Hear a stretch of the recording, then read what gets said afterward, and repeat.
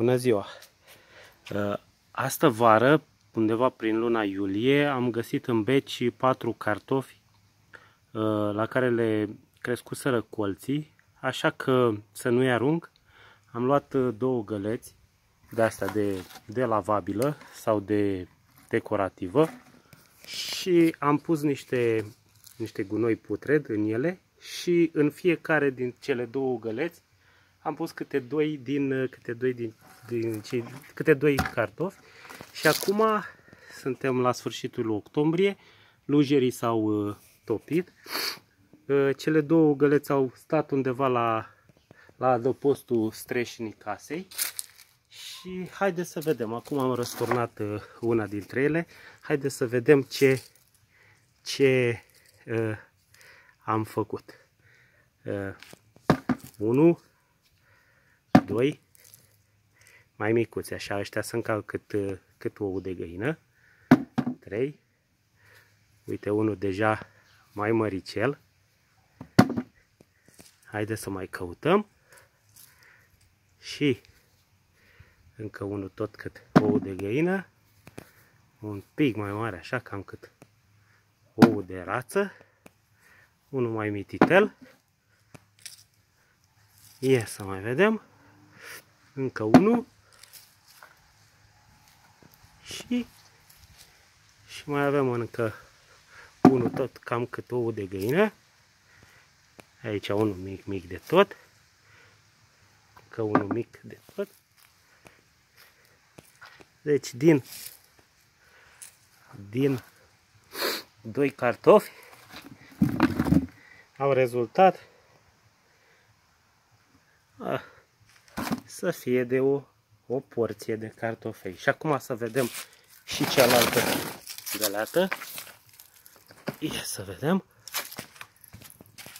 ce avem aici. 1, 2, 3. Mai mari decât ou de rață, așa nu s-au făcut. Da, totuși, sincer, mă așteptam să fie mai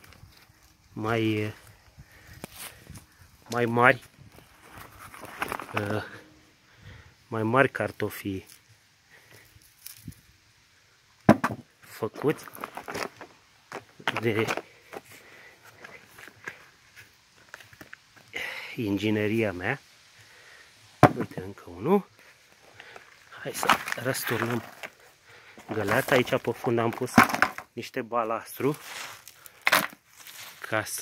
niște nisip trebuia de fapt pentru drenaj și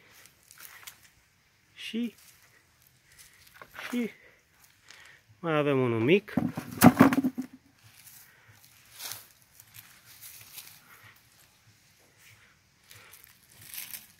Și cam asta este tot. Sincer, mă așteptam la mai mult. Din 4 cartofi, uite ce a rezultat. Ia să vedem.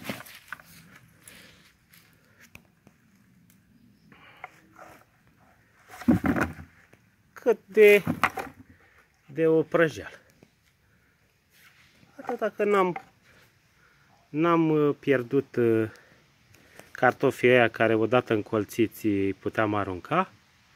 Dar eu cred că dacă i-aș fi pus mai devreme, undeva prin mai, sigur ar fi fost o producție mult mai bună.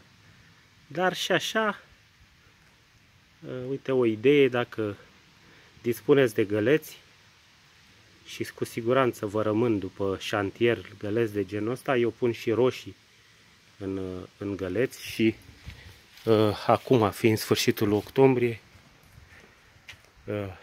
mai sunt tot așa în găleți, mai sunt pătlăgele, mai sunt care să și coc, am și niște ardei usurat, tot în găleți, uite, mai are ardei și acum pe el. Este o idee foarte bună de valorificare a terenului și cu rezultate destul de bune.